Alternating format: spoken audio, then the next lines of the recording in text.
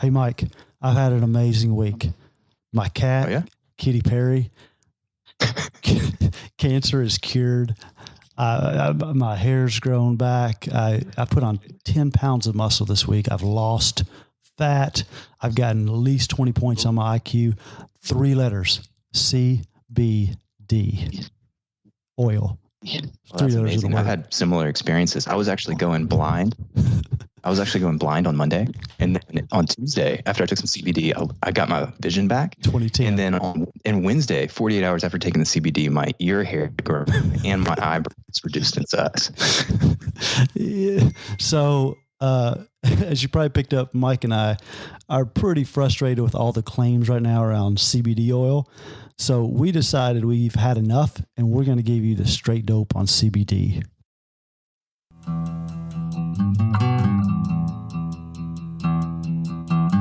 Hey there, I'm Mike. And I'm Matt. And I'm Jody. The Wild Health Podcast is our quest into human performance, longevity, and personalized medicine. Together, along with experts in these fields, we'll learn how to live longer, better, and become smarter and stronger. We'll do the deep dive into the research and hard work of putting it all together, and you reap the benefits. So before we get to the straight dope, I do want to mention some experiences that I have actually had with CBD. So just a few days ago, actually, I was flying to Kentucky to meet Matt for some stuff, and I decided to take some CBD before I got on the plane. And I notoriously hate flying. I can't stand it. It's a lot of hurry up and wait. There's all this anxiety associated with security and trying to get through the airport, and then you add in all the turbulence and like the sweaty palms that you get from. I really can't stand flying. So I took 20 milligrams of CBD oil about 2 hours before I got on the plane. And I got to tell you, man, I had a totally different experience on the plane. I felt completely unstoppable in the security line.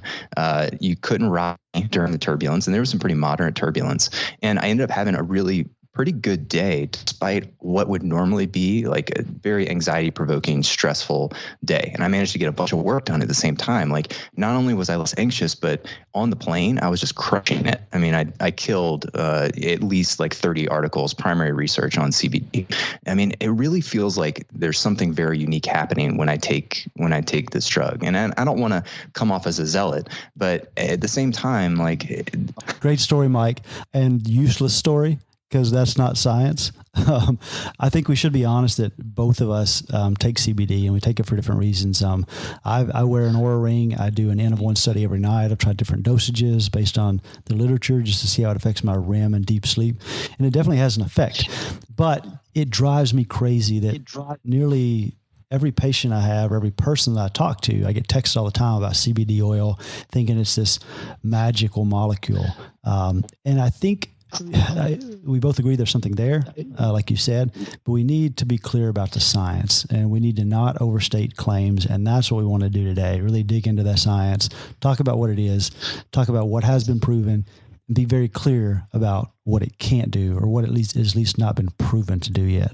Yeah, absolutely. I don't want to come off as a zealot here. I mean, I've actually taken CBD for other things. Like, I tried it after my shoulder surgery and found absolutely no benefit. Yeah, couldn't even tell I was using it. It didn't change my pain whatsoever. So let's come at this from a scientific perspective. And in order to do that, I've kind of obsessed over some of the primary research here, backing CBD or looking at CBD, and I've learned a lot about it. And I feel fairly well educated at this point, but I think it'd probably be best if we brought someone in who's, devoted their career to it. Yeah. And as you and I have started to read this primary research, what we've realized is we can't cover this in one podcast. Like, there's so much interesting stuff there. So we're going to have a multi-part podcast where we'll dive into that. But today, let's just talk about what it is, what we know it does, what we know it doesn't do, or what hasn't been proven yet. So that expert that we want to bring in today is Taylor. Taylor has a degree in molecular biology from Princeton, a PhD in genomics from UC San Diego, and he is a true expert in the field. So I met Taylor at his lab, where he's actually producing and processing CBD. Because like I mentioned before, like Mike and I take it, and I've been pretty worried about the purity and the quality and what's in it. And I've actually been on farms. I've met farmers who are growing it. I've met Taylor and how he's producing it and processing it. And I was really excited to hear his story, and he knows his stuff. So Taylor, thanks so much for coming on and joining us. Not a problem, guys. Appreciate you having me here. Taylor, I thought it might be cool for us to kind of come at this first and talk about the pharmacology behind CBD, kind of where it comes from, how it works potentially in the body, before we get into some of the more ludicrous claims that people have there regarding CBD. So I thought maybe what we could do is I'm going to try to describe how CBD works, where it comes from, and you can interrupt and tell me where I'm wrong. Does that sound like a decent way to go about it? Yeah, sounds like a good place to start. Okay, cool. But we keep saying CBD. CBD is cannabidiol. Correct, cannabidiol. You got a thumbs up. One of many cannabinoids, all with all with the same sounding name, really. So. Right, which is super confusing. And I'm going to try not to say all of the other ones because nobody would be able to understand the difference. It's like cannabinol and cannabidiol. And I mean, so basically there's CBD and there's a bunch of other cannabinoids. And then there's THC, right, which I think we all are familiar with from the marijuana plant. These are all different chemicals, but they're all coming from the cannabis plant, is my understanding. And cannabidiol is extracted from the cannabis plant at a rate of anywhere from like 0 to 40% of the dry weight of the plant, depending specifically on the plant genetics. You can get CBD into your body by either eating it, smoking it, or rubbing it on you, or technically shoving it up your butt, but I'm not really going to go into that today. And you absorb about twice as much if you inhale it versus ingest it through your mouth, which we can talk about a little bit later when we talk about actual dosing. So people have been taking CBD for thousands of years, basically as long as they've been smoking weed or hash oil. And it's only the last few decades that we've really been studying it in terms of scientific research in medical space. So yeah, I mean that's all generally correct here. I mean, with the cannabis plant, human beings have been either ingesting or smoking the cannabis plant for thousands of years for various medicinal qualities that they've thought to it. The one thing that I think is really important to kind of lay out at the beginning here is that we talk about CBD or maybe even CBC or THC itself. None of these molecules actually exist in the cannabis plant. All of these molecules in a different form, known as the acid form, are present in the cannabis plant. And these acid forms actually have an additional chemical unit on them known as our carboxylic acid group. And why this is important to understand is these acid forms of these cannabinoids are not actually bioavailable.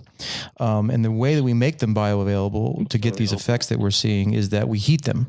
And this is why we smoke cannabis or use heat in other ways to decarboxylate, making these forms actually bioavailable. So the kind of the way that most people have interacted with this is if back in the day you ever decided to eat half a pound of marijuana rather than smoke it, you really had no other effect other than just a bad stomach ache. And so the interesting part here is that all these molecules we talk about only exist kind of post-processing in from this cannabis plant extraction. Okay, so that makes sense. So that's basically why we've always thought of cannabis in terms of cooking. Like people are cooking it like making brownies or something like that. They're getting the heat from the cooking as opposed from the smoke. Exactly. Cool. So let's talk a little bit about how CBD could potentially act in the body. And this is going to get a little complicated here. I don't want to sugarcoat it. There's a lot of different actions of CBD in the body, at least 15 different specifically. And we're not going to talk about all of them here, but I do want to talk about a few of them. So to start off, let's talk about something called the endocannabinoid system. So the endocannabinoid system is something that we just recently realized even exists. And it's this combination of receptors, CB1 and CB2. These are found in two different places specifically, one in neurons in the CNS, and that's predominantly the CB1 receptor, as well as on immune cells, and that's predominantly the CB2 receptor. Now, your body makes some chemicals that actually act on these receptors. That's called AEA and 2AG, but also THC and CBD have some activity on these receptors. Specifically, THC activates the receptors, and CBD, for the most part, as far as we can tell, is an antagonist of these receptors, meaning that it kind of has like a negative effect on that receptor. And THC and CBD to some degree kind of compete to attach to this receptor. So the best way I can think to describe this without getting super technical is that these receptors kind of control the way that neurons fire. So if you're going to activate these receptors, to make a long story short, you're going to reduce the amount of neurotransmitters released by your neurons. So your neurons are going to release less GABA and less glutamate, which are neurotransmitters, and sort of activate the next neuron next to it less often. Is that a decent way to describe it, Taylor? Does that make sense? Yes, that makes sense overall, and it is a good intro into the myriad of ways the endocannabinoid system impacts human physiology, many of which we're still trying to understand. And honestly, new ways are being discovered as more research in this area, due to the change in federal regulations in the U.S. around research, is kind of allowing us to fully explore this very unique system. So one thing I wanted to mention about the endocannabinoid system, it's one of the few systems in the human body that was very much discovered because of its exogenous, or its impact towards exogenous factors. So the endocannabinoid system was first found as a response to cannabinoids in the late 80s, early 90s. And at the time, we didn't know any endogenous function for that particular system. It was only 3 or 4 years later when they actually found the endocannabinoids, anandamide or AEA, as you mentioned, in 2-AG. And so that's really been the impetus for kind of study into the system. Before, they just kind of thought it was more of a quote unquote drug oriented system. So lots of research in this area has kind of been moving forward, and we found the endocannabinoid system being involved in all sorts of processes, from fertility and development to appetite, pain, and mood, to even memory formation. And both CB1 and CB2 are known to work in many different ways, some in conjunction with each other, some in conjunction with other receptors. And so it's a very complex system that we're just kind of starting to learn more about. Can we talk a little bit about specifically how CBD and THC act on the CB1 receptor? Because I think it's a little bit confusing to me, because I sort of always thought of CBD as just kind of being the same as THC minus the psychoactive effect. But it sounds like they actually have opposing effects at the CB1 receptor, yet at the same time still sort of the same effects in the long run, if that makes sense. And I think it's also confusing because we're talking about them having opposite effects potentially, but we also hear people talk about the entourage effect where they work together, and they are frequently used for similar things like anxiety, for example. They may have positive effects on both. So can you clarify that, Taylor? So I can certainly start to clarify. I think more research needs to be done, but getting back to what you mentioned, Matt, the entourage effect. So the entourage effect is this idea that a combination, kind of a very nondescript combination of cannabinoids and other substances extracted from the cannabis plant work in conjunction to have what we would consider positive effects. And so one of the more interesting effects here we see is that CBD will actually compete with THC and limit THC's ability to have that kind of psychoactive effect. And so here you see them competing with each other in this one aspect, the psychoactive effect. At the same time, they are working on other receptors throughout the body, not only CB1 and CB2, but other what are called G protein coupled receptors, to have some of these more palliative effects, such as increase in appetite or decrease in anxiety. So what we've seen in the literature and kind of on the internet is that people kind of break both these molecules down into it does this or it does that, or they have this function specifically at this moment. And it's much more complex than that. It's an interaction between many of these different molecules, different parts of the body, and at different concentrations depending on how let's say you administer to yourself. So there's all sorts of things here. And again, we're still just learning as we go, but it's definitely more complex than this is its only effect at this moment. Let's talk a little bit about that. So I think there's two specific actions of CBD that we can talk about that may help clarify this for people. So one is CBD seems to decrease the psychoactive break, or the psychotic break that we commonly see from THC. And one of the ways that we think that's possible is that it actually acts as an agonist at the serotonin receptor, 5-H. But you're not talking about actually psychotic break. You're talking about just the psychoactive effect right now. The only reason I clarify that is because people do talk about schizophrenics having a psychotic break while taking No, I'm talking specifically about the psychotic break, and CBD is actually being researched, as my understanding, against psychosis. So, also in addition to the psychotic break, I think that there are people that claim that there is less psychosis associated with CBD. If you take, for example, if you took like marijuana that had a higher concentration of CBD than another one, you would see less of the psychotic effect. But I'm specifically talking about psychotic breaks seen in schizophrenics who are using THC, and we've seen a decrease in those, is my understanding, due to activation of the 5-HT1A receptor, which is a serotonin receptor, which is probably the same receptor that we're seeing the antidepressant, the anxiolytic effects from CBD, is my understanding. So my point being that CBD is not just acting at these endocannabinoid receptors; it's also acting at things like serotonin receptors to have some of these anti-anxiety, potentially neuroprotective and antidepressant effects. While at the same time, the other thing that CBD appears to do is slow the breakdown of that endogenous chemical, those endogenous chemicals that activate the CB1 receptors. So it may be that some of the sort of entourage effect that we're seeing is because that in addition to THC activating the CB1s, CBD is decreasing the amount of the endogenous chemicals that activate the CB1 as well. So you're seeing a little bit of both. So it's also the THC plus the 2AG or the AEA activating the CB1 receptors. Did I totally lose you? So was that a question or a statement? No. I mean, so what Mike's getting into is kind of delving into the complexity of CBD, because while it's called the endocannabinoid system, again, remember, evolution created the system not to respond to cannabinoids from the cannabis plant. It was created to work with anandamide and 2AG to have some of these more neurological and immune-based functions. So the CBD does impact CB1 and CB2, and those were the receptors that were first found to bind it. But it does have effects for many other receptors, again, in this G protein coupled receptor family. We also see CBD can modulate opioid receptors. And there are starting to be more and more anecdotal evidence, along with actual studies, showing that CBD and other cannabinoids can have benefits for those with opioid addiction or working through opioid, long-term opioid use.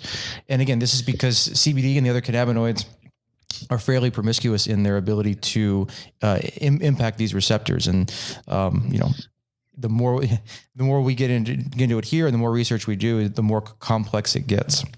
And the more claims we see, because we see that CBD is acting in so many places. I mean, 15 different receptor activities, that are all independent of one another. Of course, there's going to be tons of different potential claims as to what CBD could be doing in your body. Correct. And one of the things we see a lot of these claims is they devolve into single indication claims. CBD is good for this. THC is good for that. And a lot of that either comes from overinterpretation of the data or looking at cell culture or animal studies that are kind of very specifically targeted to what a particular indication is looking for. And so we lose that complexity. And if we're really going to get into CBD long term, we need to really embrace the complexity of this signaling system. Right, because people talk about treating anxiety, depression, psychosis, epilepsy, autism, any type of inflammation. And the problem, though, is that a lot of these preclinical studies on the mechanism of action or the potential mechanisms of action just talk about that, but they don't really create clear indications for CBD itself for specific disease processes for the most part.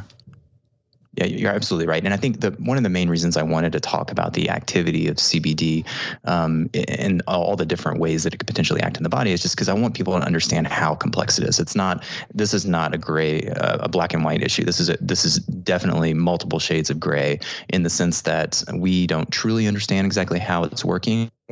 We see a lot of different effects, and even the clinical trials, we're seeing a lot of different effects, and a lot of them we don't really understand the exact specific mechanism by which CBD is working. So I think that's important for everybody to recognize, and hopefully that knowledge will help us understand why there could be so many claims out there that are potentially unfounded, and some of which may have something behind them. We just don't understand how it works. So before we jump into that, though, I want to get us I want to get us to some of the claims of CBD and some of the potential uses. But before we get into that, I want to talk a little bit about some more of the pharmacology. So Taylor, could you tell us a little bit about the pharmacokinetics of CBD in terms of how it's metabolized in the body, how long it lasts in our system? So the pharmacokinetics of CBD are actually fairly well understood, especially for a molecule that is administered in so many different ways.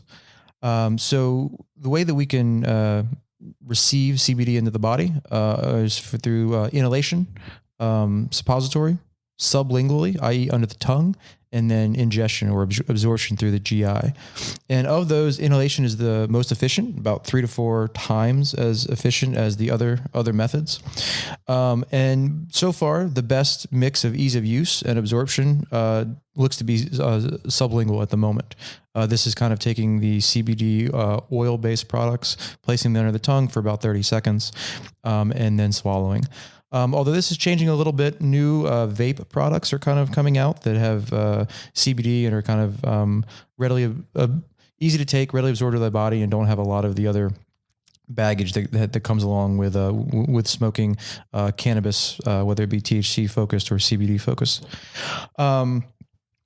Quick question about that, though, Taylor. So I know under your tongue for 30 seconds, you absorb a lot sublingually and then you swallow.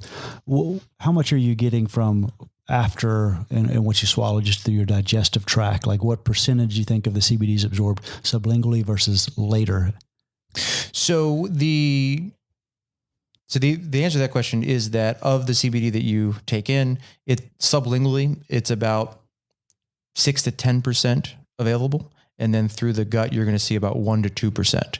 So of your question, taking those numbers out, you'll get roughly about 5 to 6 times more sublingually than you would just through the gut. Then what about, can you just hold tincture? Yeah, that's my question. When you use the tincture, can you just put it under your tongue and just leave it there for a couple of minutes then? Yeah, if you leave it there longer, are you getting more, or is it maximally absorbed really after 30 seconds? So yeah, ideally you can leave it there for 1 to 2 minutes. Usually, just because of people being people, they'll swallow it kind of just naturally after about a minute. I mean, you can really focus and do it, but you'll achieve most of the absorption you're going to look for in that first 1 to 2 minutes. It'll be a log decay curve in terms of absorbing it. You'll absorb a lot in the beginning, and then as the concentration drops under your tongue, it'll be less over time. And a log decay curve means that it's not a linear relationship is what you're saying, basically. Like you Correct. get the majority of it at the beginning and then you get less. And I fell down a rabbit hole just yesterday and I was looking at this dog study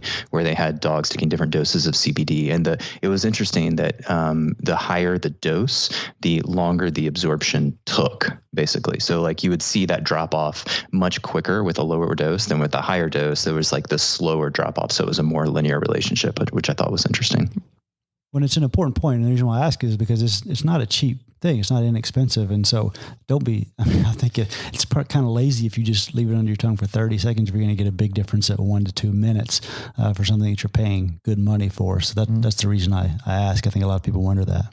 Well, especially you have a lot of people who, I talk to them like, I just take a squirt in the morning and a squirt at night.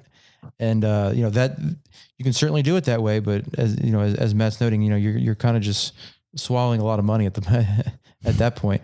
So sublingually is definitely going to be the most effective way to take that oil.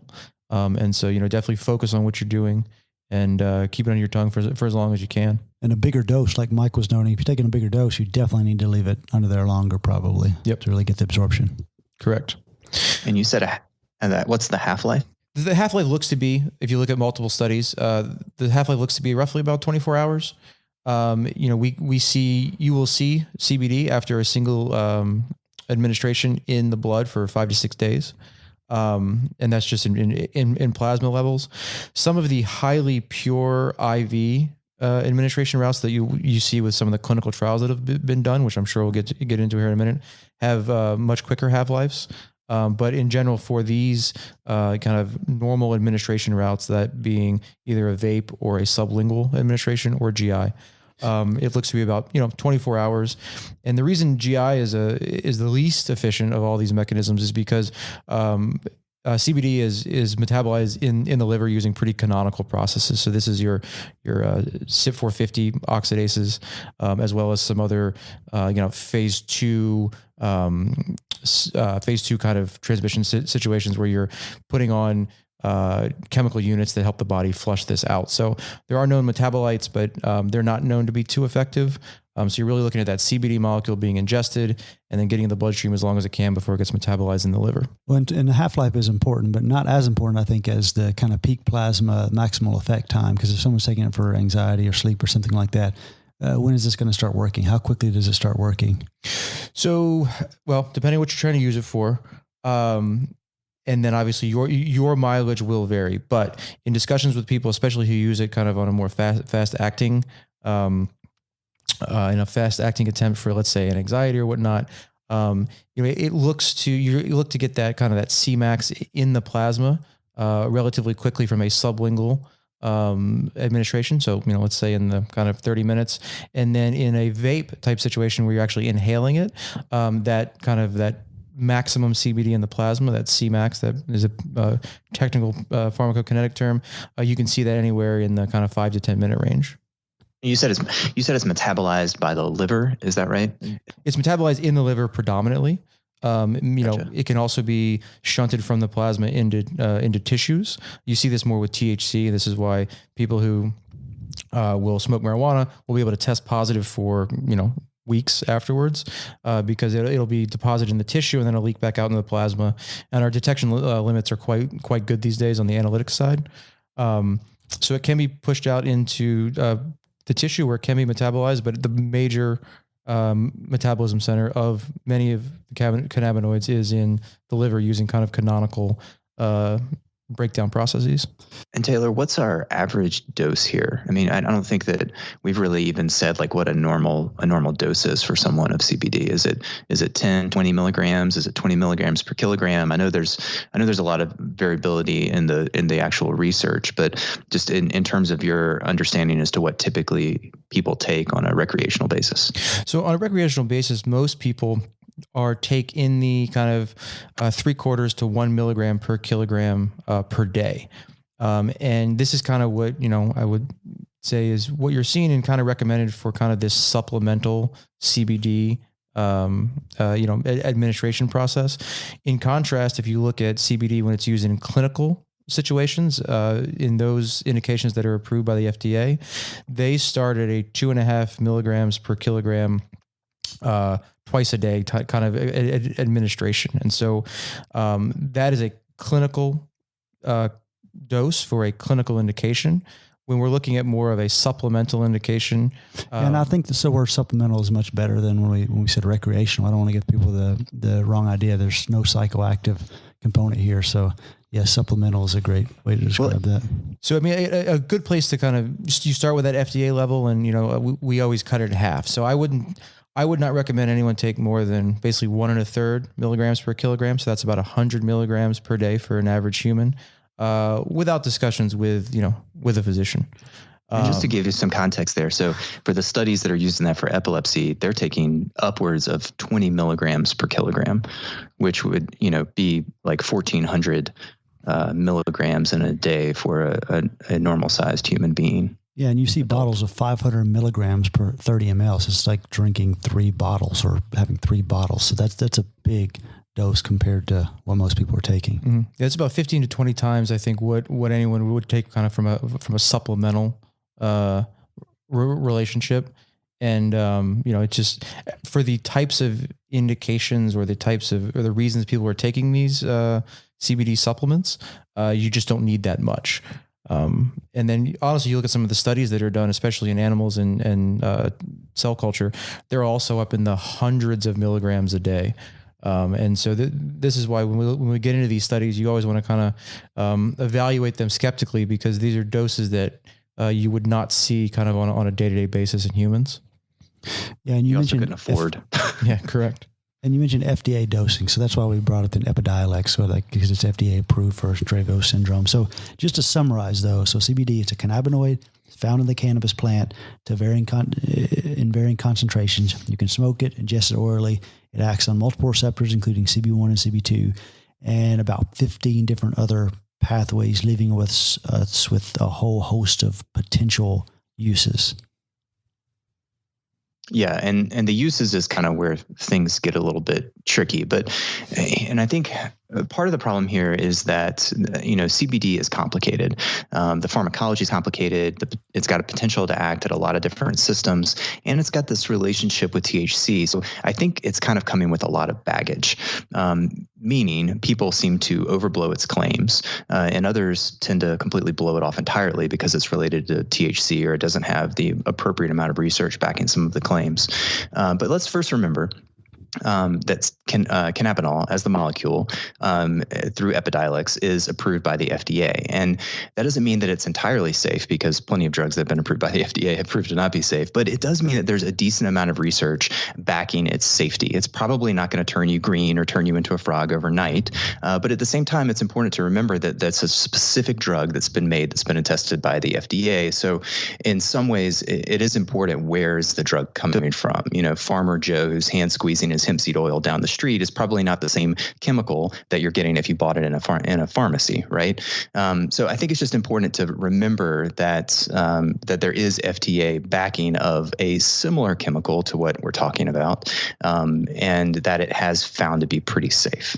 Yeah, but what people are buying in the store is not the FDA-approved version. The FDA-approved version is very specific. And I mean, it is the same molecule, but what they're buying at the store is potentially that molecule, which could have other things in it. So I think what you're bringing that up just because whenever you're trying to decide whether to take a supplement or a medication, you always need to be talking about the risk and benefit of it. So what are the risks? I mean, if we want to talk about the risk-benefit equation. Yeah. So, if we're going to talk about the risk-benefit equation, it's important to know what your risks are before you take any medication or any supplement prior, for whatever reason. And I guess before we say what are the risks, I mean, clearly if it's tainted with paint thinner, which I've talked to Taylor about, some people have actually used paint thinner as an extraction method just because it's so unregulated, or it's got something else that's cut in it, like supplement companies would do just so that you feel an effect and feel like you're getting something really strong. That's a very clear risk with this supplement. But the actual molecule itself, what kind of side effects have you seen in looking at the research on that, Mike? Well, the best data that we have is the randomized controlled trials that were done for Epidiolex, which was, as we mentioned, an extremely high dose, like 10 to 20 milligrams per kilogram per day. But at least we've got pretty good data to suggest what we should expect as side effects. And in those studies, there was one in like 360 patients. They found that 25% of people had diarrhea, 23% had somnolence, 21% had some convulsions, which may have been related to their seizures. And then about 10% people had elevated LFTs or liver function tests. Another study in children, mostly with epilepsy, about 250 patients, also saw about 35% diarrhea, 25% decreased appetite, and like 10 to 20% LFT elevations. There was some fever. There was some fever in that study too, right? The pyrexia. Yeah, I think you're right. 25% or so had some fevers. So important to remember, these are whopping doses. I mean, like we mentioned, 20 milligrams per kilogram are super high. But I think it's nice to know that in these particular studies, those side effects were only enough to make people stop taking the medication in about 2 to 4% of the total number of people that were taking the meds. So mostly tolerable, I guess, is what I'm getting at. With the caveat being, if you're taking high doses, you probably need to follow liver function tests. Yeah, so 20 milligrams per kilogram. Remember, it's 3 of those 500 milligram bottles. That's a big dose. Do you remember, Mike, when looking at if there was certain carrier oils or things too? Because when you talk about diarrhea and stuff like that, I mean, taking that big of a dose of those actual like bottles you buy at the store, that's quite a bit of MCT oil or coconut oil or hemp seed oil or whatever else they put in. Do you know what they had that in? Off the top of my head, it was whatever Epidiolex comes in. I'm not, because that's specifically what those studies were looking at. I'm not sure what the carrier is on that. So the point that Matt's making is if you take 60 to 90 milliliters of MCT oil a day and you are not used to it, you will have problems. You will crap your pants. So so just in general though, I mean, the point here is that as a molecule, CBD even at high doses, has a good safety profile. That's going to be your technical drug development terminology. If you look at enough clinical trials, you see that these percentages that you're seeing here for things like diarrhea, LFTs, you see a lot of these percentages. So you see a lot of these same things in many different trials, because again, remember, a clinical trial is being used in a population that has a clinical indication, and they're taking a dose of a molecule to specifically address that clinical indication. And so their risk benefit different, equation is always going to be a little different. But in general, CBD as a pure molecule, which is really the key. I mean, I can't overemphasize enough that you're not, a lot of times in the supplement-based CBD that you're taking, you have to really be sure that you know where you're getting it from, to know that what else is in there besides that CBD molecule. This is true for all supplements, right? I mean, like anytime you see the word supplement, you basically say, not regulated. It's really, we should just change the word supplement to be not regulated, right? I mean, and so, this CBD comes from plant extracts. So you got to think, if not done correctly, you could be extracted with super harsh solvents. It could be full of pesticides, could be all sorts of stuff. So you do want to make sure you know where you're getting your supplements from, and that the companies you're working with are above board at all levels. And that's how I met Taylor. I was very concerned about something I'm putting in my body, and I actually know the people who are making it. But let's talk specifically about some of the data that's out there and some of the indications that people are talking about using this for, because I really want to get into some of these outlandish claims, because on the one hand, no, it is not the devil because it's in the cannabis plant. It's not. We all agree it has a lot of potential. But on the other hand, people need to chill out. Like, it doesn't cure everything. So let's talk about some of the things that people are taking it for. In my opinion, the most outlandish claim that we see kind of floating around about CBD is CBD's relation to cancer, specifically that it can, quote unquote, cure cancer. And when you see this often, it's not necessarily a specific cancer. It's just CBD, or maybe other cannabinoids, THC and whatnot, are portrayed as this panacea for all cancers.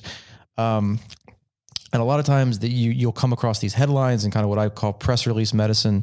And they'll take what are, quality research studies, but these studies are early preclinical research being done by reputable labs, reputable institutions. But when they find something that CBD perhaps inhibits a particular cancer pathway, or could be used in X, Y, and Z in a small rodent study, these are all the beginning of the work that's needed to do to move CBD forward as a potential anti-cancer agent, but they in no way are indicative of curing cancer. And they're certainly not indicative of you should forego all other research because big medicine is hiding this secret from you. And so to me, I think that's kind of where currently our most outlandish claim is. And honestly, you see it more often than not. I love that description of press release medicine. And it's so true, right? Because if you look at some of the the titles of these articles, and which, they're reasonably titled, but they could be taken and just extracted as a one-off and assumed that all of a sudden this drug is like the cure. For example, like some of the titles that I've written down here: reduced angiogenesis in tumor cells, inhibiting cancer cell invasion, reduced tumor viability and invasiveness in neuroblastoma, reduced invasiveness of glioblastoma cells. And the problem is, on the end of each one of those statements, you have to put the words "in culture," meaning it happened in a petri dish, not in a human being. Yeah, we cure cancer in a cell culture dish every day. I've done it myself constant number of times. And it is the first step, right? If it doesn't work in a cell culture dish, it doesn't move on in the pipeline of preclinical research. So it is the first step. And as you noted, all those titles are completely reasonable, but you have to finish the entire title. I think a really nice pointer for people, if you are looking at primary research and trying to figure out what the validity of some of these claims are, which you can do yourself. This is doable. And if you go onto PubMed.com and look up some of this primary research, if you click the box in the top left corner that says clinical trial, then you basically exclude all the trials that weren't done in humans in clinical medicine. So you exclude all those cell culture trials, you exclude all those mouse and rat studies. And that could be a really meaningful difference. And it really decreases the number of actual studies that you get when you put in a search term. I did find one study that was done, but hasn't been published yet. And it was a clinical study looking at cancer, and it was Epidiolex. They looked at 21 patients with GBM and found an increase in 1-year survival and length of survival in those patients. But it hasn't actually been published in the literature yet. It's only been released by the company that makes that drug and sort of like a pre-release state. So I guess what we're getting at is there could potentially be something here, and a lot of the primary research is suggesting that, but there is definitely absolutely nothing that says that you're going to cure your cancer using CBD. No, the data is interesting, but we have to be honest, and I'm all about giving people hope, but the data is not there to recommend regular use of CBD in cancer therapy. We definitely need to be doing the research because there's a hint of something there, but it's just not there yet. And the mechanisms are intriguing.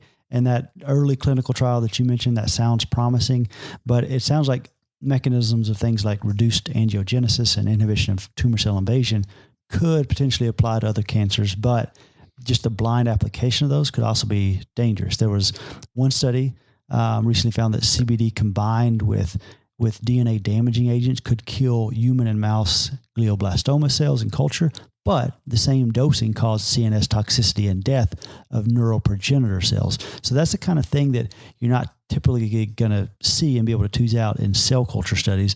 And it just requires more advanced research and the exact reason why it's important to really go through the entire rigorous scientific process when you're talking about applying something to humans with a disease like cancer. Yeah, I mean, to me, the main issue with how CBD and cancer is currently portrayed, specifically on the internet, where the studies that we've been talking about, in cell culture or animal models are taken out of the context that, Matt and Mike, you just put those studies into. And I feel this is kind of, really destructive. Like a cancer diagnosis is much more than a medical issue, right? There's existential concerns, individuals and their close families and friends are very vulnerable immediately after a cancer diagnosis. And then to go on the internet and see the sites claiming that CBD will fix your cancer. And, this is, your doctor's not telling you about this magical cure, is a travesty. And it's the type of stuff that has up to this point limited, kind of more, above board or relevant or, just more appropriate research on CBD and how it can actually be used in some of these more complex indications such as cancer. And so, I find this aggressively offensive, really. I mean, to take a molecule that has such a good shot at maybe doing some good and have it kind of be pushed aside because of all this other kind of press release medicine that we've been talking about. And so hopefully kind of more work like we're doing here today and kind of going through the context and helping educate people out there will really kind of be a light amongst the darkness here, what we're seeing on CBD and cancer. So Taylor, what else other than cancer? Are there other disease processes that you feel like we should highlight? So another one that you see a lot is CBD and its effects on dementia, usually revolving around Alzheimer's disease. And so here the situation is a bit more complex than cancer because we not only see the same oversimplification of early research studies that we've been talking about that is so pernicious with CBD and cancer, but this is also coupled with anecdotal evidence from caregivers where they see the actual benefits of CBD, which is kind of the anti-anxiety, calming effects. And I know we'll probably get into those later, perhaps in another podcast. They see these effects of CBD as improvements in dementia, whereas maybe you have less agitation in particular a patient with dementia. And so you see this as an improvement. So this kind of makes it a little harder to tease out when kind of people are out there searching on the internet or looking for information on CBD. For instance, Dementia Care Central claims that a study from the Salk Institute in San Diego found evidence that CBD or other cannabinoids would, quote unquote, help remove dementia from brain cells. So first of all, that's not a thing. You don't remove dementia from brain cells. I love that statement, remove dementia from brain cells. I wish there was a way we could remove dementia from brain cells. That'd be easy, But not only does that not really mean anything, but when you actually go to the study that was published by the Salk, which is a well-renowned research institute, they did show that there was a reduction in protein aggregates and amyloid beta in cell culture, right? So again, good, positive, early preclinical data, but in no way are we removing dementia from cells, and especially not doing it in humans, right? But again, I do want to take a second to highlight some groups are doing it the right way. So the Alzheimer's Society of Great Britain, you look at their website and their publications, they currently state the case for CBD very clearly, noting that it does not stop, reverse, or prevent dementia, but that CBD can help manage symptoms such as agitation and aggression. So, this just, again, reiterates when you're out there looking, especially on the internet of all places, for information on either clinical indications or supplements, you always have to be paying attention to who is feeding you the information and always read past the headline. Yeah. We're totally in a clickbait culture. So it's kind of a low hanging fruit to attack because of the whole recreational marijuana being legalized. So it's kind of just an easy target. And that, like you say, that's putting it in the dark instead of shining the light on it for sure. Yeah, and they talk about things that people are really scared of, and if you play on people's fear, then you can really sell a lot of product. But that is one that I am really interested in with dementia. I mean, we may not be able to suck the dementia right out of the brain cells, but I'm really interested in the potential. I mean, you talk about it being them doing it right and saying it can reduce symptoms of agitation and aggression. And honestly, this is a physiological process, a biological process. But what is Alzheimer's really? It is the symptom constellation. So if we can improve it, that is doing something. And we have seen kind of a hint that CBD may induce hippocampal neurogenesis. There's some studies of cells in culture showing that CBD and THC. You mentioned amyloid, but I've also seen some talking about tau tangles as well. But unlike something like the RICO protocol that's been applied to people and has some real evidence in people, there aren't any real clinical trials suggesting the efficacy of CBD and dementia can really reverse it and do some of the things I think people hope and believe it can do. And I'm honestly very interested in actively changing that. I would love to. We're kind of exploring right now doing some clinical trials where we combine maybe CBD with some things that could be helpful for the symptoms too, like pure CA caprylic acid, or just a lot of the supplements and things that are in the RICO protocol. So maybe we'll get more evidence in the future, but this is not going to suck the dementia out of your brain cells right now. We can't say that it does that. Another one I thought we should maybe talk about is inflammatory bowel disease. I think a lot of people hear that CBD has this anti-inflammatory property, and that often gets extrapolated into all inflammatory disease. And unfortunately, the problem is that most disease is inflammatory. And the truth is there isn't any good data to suggest that CBD is going to cure your Crohn's or your ulcerative colitis or your inflammatory bowel disease. In fact, there was actually a randomized controlled trial in 2017 that showed no benefit of CBD versus placebo in Crohn's disease, and another one in ulcerative colitis was performed using high doses of CBD, and again found no change in remission or even CRP levels. They actually looked at high sensitivity CRP levels in these patients with UC and found no change between the CBD and the placebo arms. And to top that off, there's been two 2018 Cochrane reviews for both Crohn's and UC showing no conclusive benefit. So small studies, but definitely nothing to suggest that taking CBD is going to cure your ulcerative colitis or your Crohn's. Yeah, I mean, I admit that I was disappointed by those, the outcome of those clinical trials. I mean, I think I had great hopes for what CBD could do on an anti-inflammatory basis for both Crohn's and ulcerative colitis, but the data is the data. I mean, at this point, all we can say is that, human clinical trial data, randomized control trials, which is the gold standard, doesn't support the use of CBD for specifically treating your inflammatory bowel disease or Crohn's or ulcerative colitis. Now, I guess for all of these indications we've been talking about, that doesn't preclude someone from taking CBD as a supplement to get some of the benefits that it does indeed have. For instance, increasing appetite in cancer patients, or reducing agitation, or having a calming effect in individuals who may be suffering from dementia.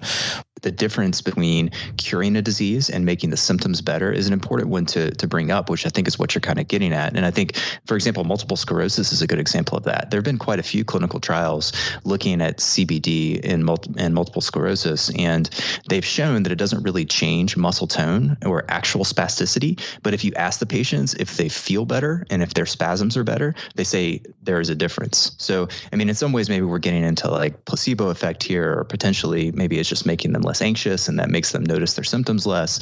But yeah, so there's the chance there could be a meaningful intervention, even though that we're not seeing a quote unquote cure. Yeah, exactly. And I think, what the real issue is when you try to convince someone that this is going to cure their disease, right? So many people are looking for, a solution to their medical problem, right? They're on a diagnostic odyssey, let's say, and what are we going to do? What's the solution? And so that kind of just playing on that fear, as Matt was talking about, is a real issue. But I think, doing podcasts like this, or putting out information that kind of really highlights the benefits, as well as areas where CBD is not beneficial, is really kind of that first step in kind of cutting through all of the noise that we see out there around CBD and cannabinoids in general. And it's really important to note that when we're saying these trials don't work for UC or Crohn's and things, or cancer, the absence of proof of a clinical effect isn't the proof of absence of a clinical effect. So sure, they may be found to work in the future. They may be really helpful in the future.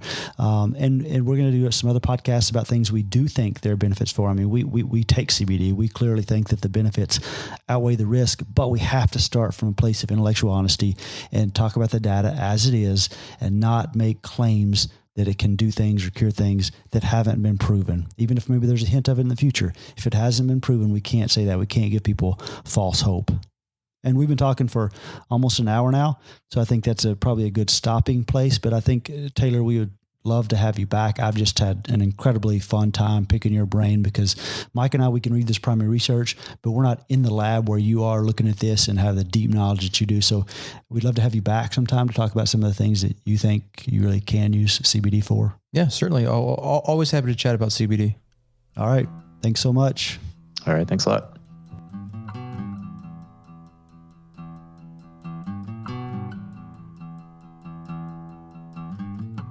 We hope you like listening to the podcast as much as we like making it. If you think it's valuable, share it with somebody.